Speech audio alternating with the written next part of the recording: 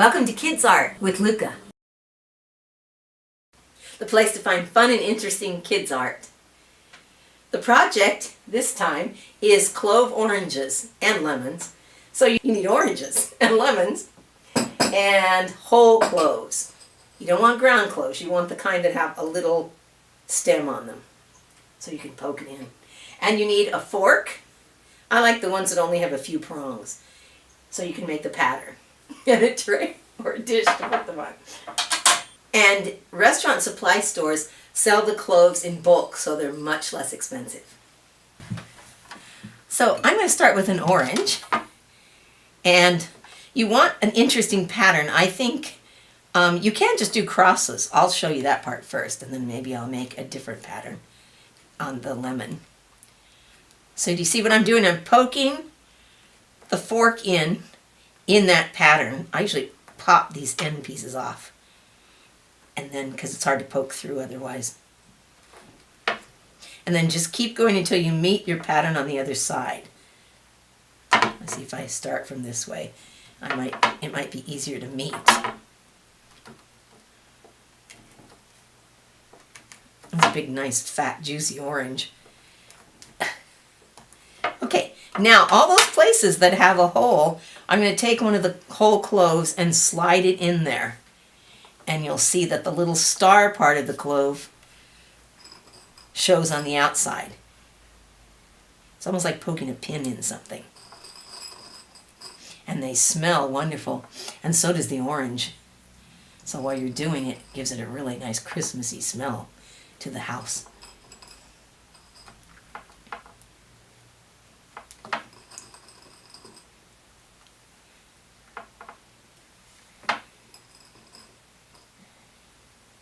There we go.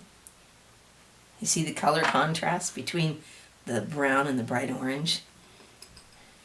It's pretty juicy, so you'll probably get juice on your fingers. That's why I'm using this tray. And when we're done, we'll wrap it in tissue so that it doesn't leak on things. And then you keep turning it afterwards. And it will dry out, sort of, and preserve itself for a little while, long enough for the holiday season anyway. Makes a nice present for your parents or somebody, or your grandparents, or just a friend, because you made it yourself and it's celebratory. See the pattern developing?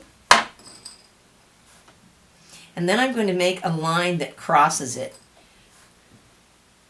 because I like it when it looks like intersecting patterns. But you can just make circles or geometric lines that meet.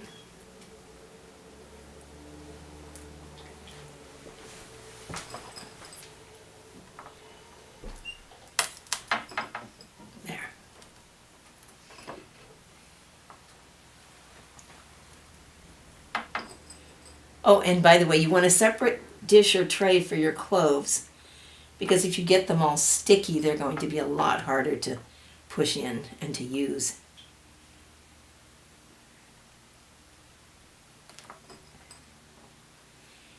And I'm working pretty quickly, but do you see how they're getting harder to push in? So if you don't make it around before, the orange will start to seal up those holes by the juice rushing in it. So if that happens, just re-poke.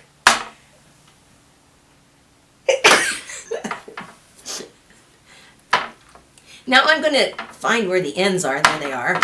And I'm going to try to go right in the middle of the orange and make a line that goes around horizontally and crosses this other vertical line. And keep going until you meet on the other side. Try to look around and see where you're aiming. There. And we'll get it. It'll look almost like a wrapped present. Oh, I dropped one of my cloves. Let's see.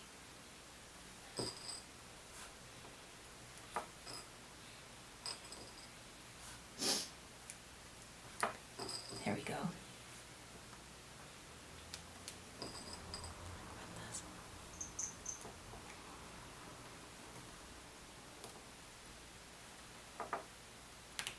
Oops. And if there's a space like that where I missed, I can just, if you get a particularly sharp one, you can just poke it right in without using the fork there.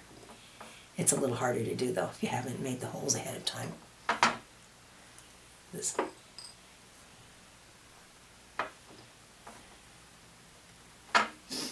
Smelling delicious.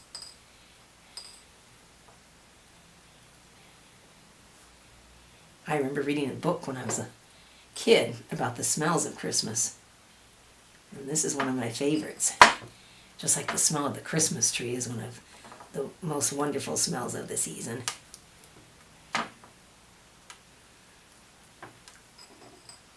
Or the boughs that people put up in their house. And of course the gingerbread that they cook.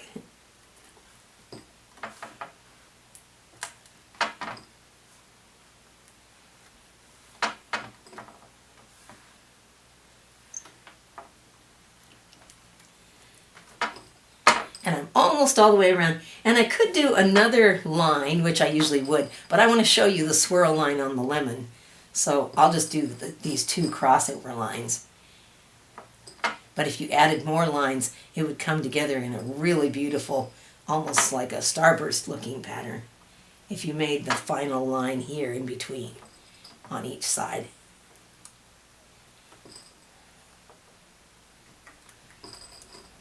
One more. We've made it around twice. There, I'm going to let this sit over here and dry. And I'm going to take one of the lemons. This is a better looking lemon. And I'm going to start at the top, and then I'm going to try to swirl it around like this. Okay? So let's try. Let's begin here. Poke it in. Oh, this lemon's harder than the orange. Make a little more muscle. And you can see I'm turning the lemon as I go. And sort of aiming a little bit further down. That way I can get the spiral going down.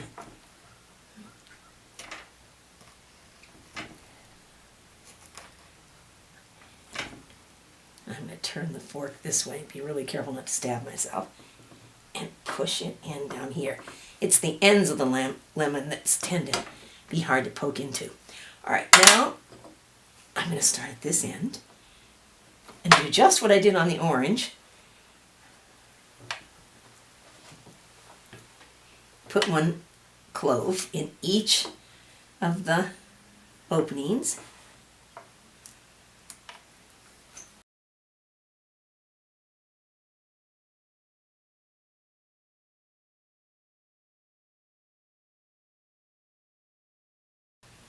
Almost around.